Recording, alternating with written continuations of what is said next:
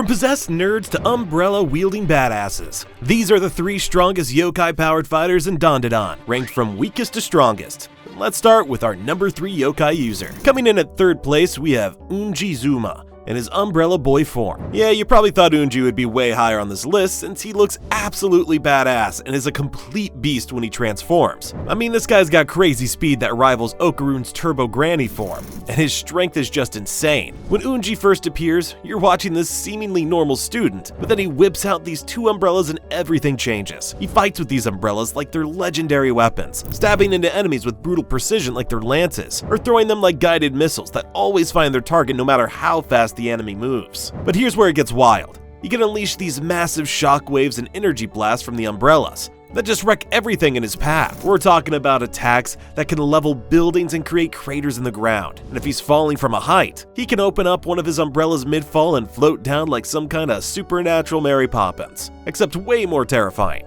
The visual of this badass fighter gracefully descending while his enemies are getting destroyed below is just incredible. But what makes the umbrellas truly OP is they can fight completely on their own. They'll block attacks automatically without Unji even thinking about it, spinning and deflecting projectiles while he's focused on offense. Or they'll move around the battlefield independently, attacking enemies from blind spots while Unji handles the main threat. It's like having 2 extra fighters that are perfectly synchronized with his movements and battle instincts. The umbrellas have their own combat AI that responds to threats faster than human reflexes. However, and this is a big however, Unji only gets 2 umbrellas per fight. Every time he fires off one of those devastating shockwave attacks, it burns through an umbrella completely, leaving it useless for the rest of the battle. And if he burns through both umbrellas, he loses all his supernatural powers and has to wait for them to recharge, which could take hours or even days. So although Unji's power ceiling is incredibly high, and his peak attacks are some of the most destructive in the series, his limited ammunition keeps him at 3rd place. He's got the raw power to compete with anyone, but he can't sustain a long fight or handle multiple opponents effectively. And that gets us to 2nd place, Jiji with his Evil Eye possession. Now when Jiji first gets possessed by the Evil Eye, you think it's just gonna be another standard possession case, like what happened to Okarun. But this yokai is genuinely terrifying because it doesn't just give Jiji power, it completely rewrites his personality and turns him into something sinister. The Evil Eye is this ancient malevolent spirit that has been manipulating and destroying people for centuries, and it brings all that experience and malice into Jiji's body. The transformation itself is disturbing to watch. Jiji's sweet, innocent demeanor gets replaced by this calculating, predatory intelligence that enjoys causing psychological pain. His facial expressions change, his body language becomes threatening, and you can see the Evil Eye's influence seeping through every interaction. But the power boost is incredible. Jiji gains superhuman strength that lets him go toe-to-toe with Okarun's Turbo Granny form, trading punches that create shockwaves and crater the ground around them. Plus, he gets this enhanced speed and agility that makes him incredibly dangerous in close combat, able to dodge attacks that should be impossible to avoid. But what makes the Evil Eye truly powerful isn't just the physical abilities, it's the psychological warfare. This yokai can read people's emotions, fears, and weaknesses like an open book, then use the knowledge to manipulate and break them down mentally before the physical fight even begins. It's not just fighting, it's systematic psychological destruction designed to make opponents defeat themselves. The Evil Eye also has the ability to project its malevolent aura that can intimidate and disorient opponents, making them hesitate or even make mistakes in crucial moments. The Evil Eye can also tap into Jiji's memories and relationships, using his connections against his friends in the most twisted ways possible. It knows exactly what to say to hurt people, exactly which buttons to push to make them angry or scared, and unlike Unji's limited umbrella attacks, Jiji can maintain this power for extended periods,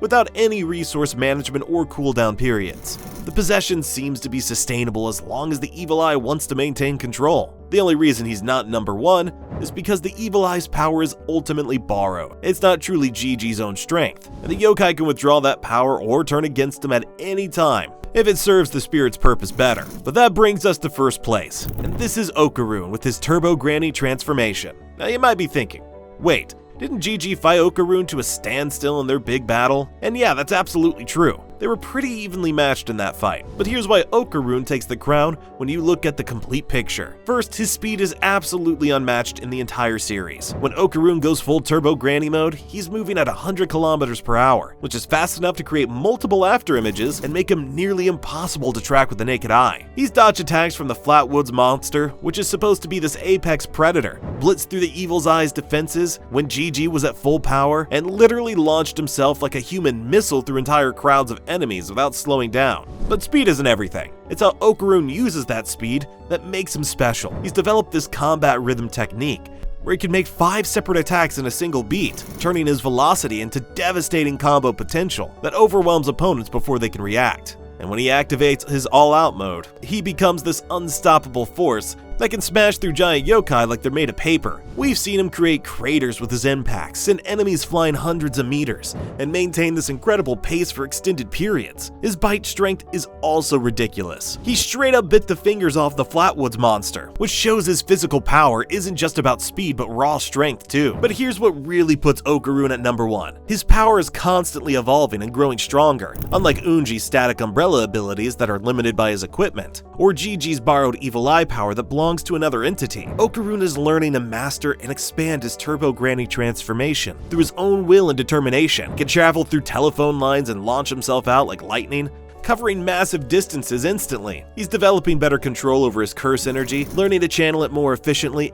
and with greater precision. Most importantly, his emotional state directly amplifies his power in ways that the other two can't match. When Okarun gets truly angry, especially when someone threatens Momo or his friends, his strength goes through the roof and he can push past limits that should be impossible. We've seen him break through the Evil Eye's psychological attacks through sheer determination, overcome the Flatwoods monster intimidation through courage, and defeat enemies that should be stronger than him through pure heart. The real kicker is that Okarun's power comes from genuine character growth and personal development. Every time he overcomes his fears, stands up for someone he cares about, or pushes past his mental limitations, his yokai abilities get stronger permanently. Unji's power is limited by his equipment and resource management. Jiji's power belongs to the Evil Eye and can be taken away, but Okarun's power is truly his own. He's taken this curse that was originally meant to destroy him and turned it into a force for protecting the people he loves. And unlike the other two, Okarun has shown he can maintain his transformation for extended battles without losing effectiveness or burning out quickly. His only real limitation is that he can only use all out twice before his body gives out. But even his base turbo granny form is incredibly powerful and sustainable. Plus, he's shown the ability to recover and get back into fights even after taking massive damage, which speaks to both his physical durability and mental resistance. So when you look at raw power, versatility, growth potential, sustainability, and the ability to exceed his own limits